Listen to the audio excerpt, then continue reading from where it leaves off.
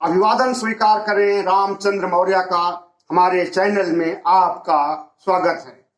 साथियों, अभी मैंने दिखाया आपको पंचशील धम्म ध्वज, 5 रंगों का बौद्ध धर्म का पताका, ध्वज, फ्लैग, कुछ भी कहें, जो दुनिया के देशों में अपनाया जाता है। खास करके बौद्ध धर्मानुयायी इस फ्लैग को, इस ध्वज को बहुत ही सम्मान देते हैं। आज अंतर्राष्ट्रीय धम्म दिवस है, धम्म पताका दिवस है। अंतर्राष्ट्रीय धम्म पताका दिवस 8 जनवरी को मनाया जाता है, क्योंकि 8 जनवरी 1880 को बौद्ध महासभा श्रीलंका में इसे धम्म पताका के रूप में, अंतर्राष्ट्रीय धम्म पताका के रूप में स्वीकार किया गया था। 8 साल बाद इसमें कुछ 1888 में कुछ परिवर्तन किया गया था। उसके बाद से यह धम्म ध्वज विश्व के 140 देशों में बौद्ध धर्मानुयायी इससे प्रेरणा लेते हैं, इससे बौद्ध धर्म का संदेश भेजते हैं और बौद्ध धर्म की शिक्षाओं, उपदेशों, बौद्ध दर्शन का विकास और प्रचार प्रसार करते हैं। साथियों, हमारे देश में तिरंगा झंडा राष्ट्रीय झंडा माना जाता है और जितने भी धर्म हैं सबका एक अपना अलग झंडा है। हिंदू धर्म का केसरिया झंडा है, मुसलमानों का हरा झंडा है और बौद्ध अनुयायियों का 5 रंगों वाला धम्म ध्वज है। वही धम्म ध्वज जिसे आज के 142 साल पहले श्रीलंका में बौद्ध महासभा में स्वीकार किया गया था।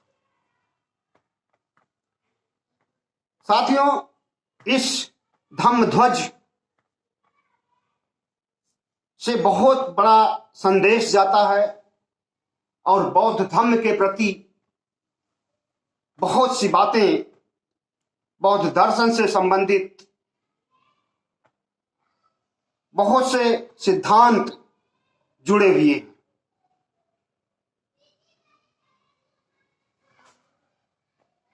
भारत में धम्म ध्वज लगभग अंबेडकरवादी, दलित और बहुजन समाज के अधिकांश लोग, जिन्हें तथागत बुद्ध में श्रद्धा है, जो तथागत बुद्ध बाबा साहब डॉक्टर भीमराव अंबेडकर के अनुयायी हैं, उनके लिए यह झंडा बहुत ही महत्वपूर्ण है।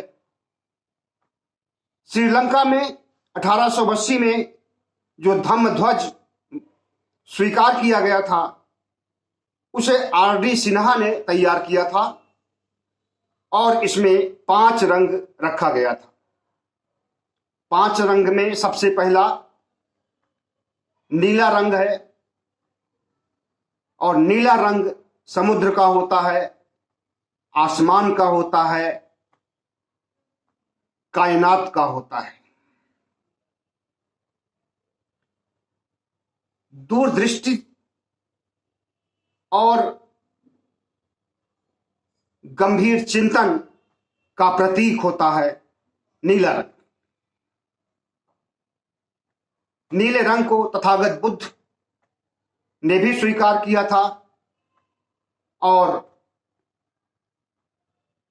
बाबा साहब भीमराव अंबेडकर ने भी नीले रंग को महत्व दिया था। आप देखते होंगे कि बाबा साहब के जितने फोटोग्राफ हैं, उसमें से ज्यादातर उनकी पोशाक नीले रंग की है।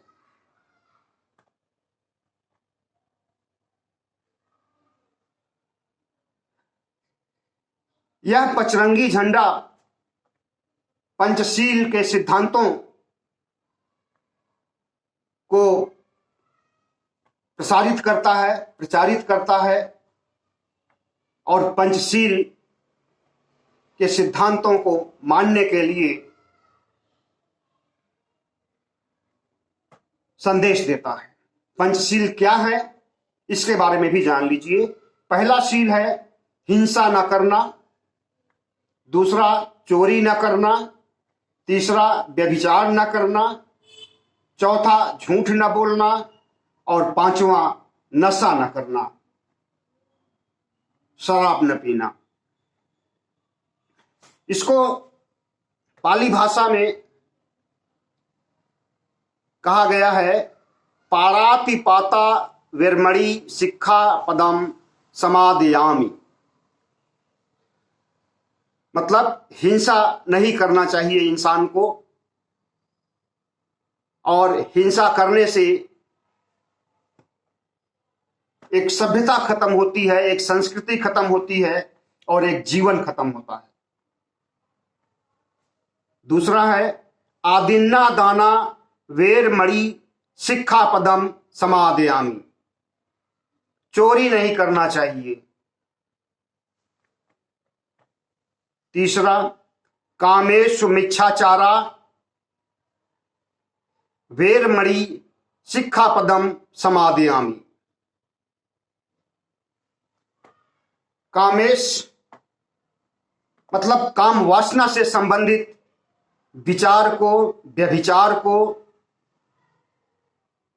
त्याग देना चाहिए। चौथा झूठ न बोलना, मुसावादा वेरमणि शिक्षा पदम समादयामि। और पांचवा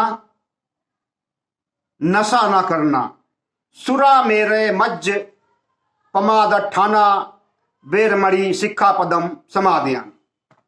ये होते हैं पंचशील। और इन पंचशील को आगे बढ़ाने के लिए पंचशील के माध्यम से, ये ऐसे पंचशील हैं, ये ऐसे व्यवहारिक चीजें हैं जिसे कि आम आदमी को अपनी जिंदगी में उतारना चाहिए। पंचशील को व्यवहार में लाने वाला व्यक्ति ही बुद्धिस्ट उपासक उपासिका बन सकता है। बौद्ध धर्म में प्रवेश करने के पहले पंचशील को मानना पड़ता है, और इसी पंचशील जो कि एक प्रथम चरण है बौद्ध दर्शन का, यही से बौद्ध दर्शन, बौद्ध सिद्धांतों और बुद्ध के विचारों की शुरुआत होती है। तो साथियों, इस पंचशील और पूरे बौद्ध धर्म के विकास के लिए एक प्रतीक के रूप में जिस ध्वज पताका को अपनाया गया है और आज दुनिया के देशों में धम्म पताका दिवस मनाया जा रहा है, इससे यह संदेश जाता है कि दुनिया में बौद्ध धर्म तेजी से बढ़ रहा है और 140 देशों में व्याप्त हो गया है। कई देशों में बौद्ध राष्ट्र के रूप में स्वीकार किया गया है बौद्ध धर्म को। कम्युनिस्ट देशों में भी बौद्ध धर्म तेजी से बढ़ रहा है। चीन, जापान, रूस के तमाम गणराज्यों में बौद्ध धर्म को माना जाता है, जबकि ये देश कम्युनिस्ट देश है। धम्म पताका दिवस के दिन हमें यह संकल्प लेना होगा कि हम तथागत बुद्ध के उपदेशों का पालन करेंगे, तथागत बुद्ध के बताए हुए रास्ते पर चलेंगे और बौद्ध दर्शन में न केवल श्रद्धा रखेंगे बल्कि उसका अध्ययन करेंगे, उसकी गहराइयों में जाएंगे और बौद्ध दर्शन को, बौद्ध सिद्धांतों को अपने जीवन में उतारने की कोशिश करेंगे और इसका प्रचार प्रसार दुनिया के देशों में करेंगे। दुनिया के देशों में जिस रूप में बौद्ध धर्म को स्वीकार किया गया है और जिस रूप में अहिंसा का त्याग, हिंसा का त्याग करने की बात कही गई है, बौद्ध धर्म की पहचान इसी से है। लोग कहते हैं कि मौर्य साम्राज्य के पतन का कारण या बौद्ध धर्म के पतन का कारण उसका अहिंसा का सिद्धांत भी रहा है, लेकिन हम इस चीज को नहीं मानते हैं। जो अच्छी बातें हैं वो अच्छी ही होती हैं। अब उसको भले ही एक बुराई के रूप में पेश किया जाए, लेकिन बुराई के रूप में पेश किए जाने और बुरा होने में अंतर होता है। और ब्राह्मणवादियों ने तो हमेशा बौद्ध धर्म के पतन के लिए ही काम किया है और आज भी कर रहे हैं। जिस साकेत में तथागत बुद्ध की मूर्तियां मिली हैं, तथागत बुद्ध बौद्ध धर्म से संबंधित अवशेष प्राप्त हुए हैं, वहां पर बुद्ध विहार बनने के बजाय, चैत्य बनने के बजाय, बौद्ध मंदिर बनने के बजाय राम को महिमा मंडित किया जा रहा है, राम का मंदिर बनाया जा रहा है। अयोध्या राम की हो गई। साथियों, यह अलग विषय है, इस पर फिर चर्चा करेंगे। आज हमें इतना जानना है कि बौद्ध धर्म के विकास के लिए और बौद्ध धर्म से जो संदेश जाता है उसके लिए जिस बौद्ध पताका को 1880 में स्वीकार किया गया था, हमें उसका सम्मान करना चाहिए और हमें उसके संदेश को दुनिया के देशों में पहुंचाना चाहिए और अपने कम्युनिटी में भी, अपने समाज में भी, खास करके बहुजन समाज में जो दलित समाज है, आदिवासी समाज है, अभी वहां जो पढ़े लिखे नहीं हैं उनके पास तक बौद्ध धर्म नहीं पहुंच पाया है और अंधविश्वास, पाखंड जो उनके दिमाग में भरा गया है, अभी वो उसी पाखंड को ढो रहे हैं। उन्हें भी हमें बुद्धिस्ट बनाना चाहिए और अंबेडकर के बारे में, बुद्ध के बारे में, बौद्ध धर्म के बारे में उन्हें बताना चाहिए। बहुत बहुत धन्यवाद। हमारे चैनल को सब्सक्राइब कीजिएगा, लाइक कीजिएगा, शेयर कीजिएगा।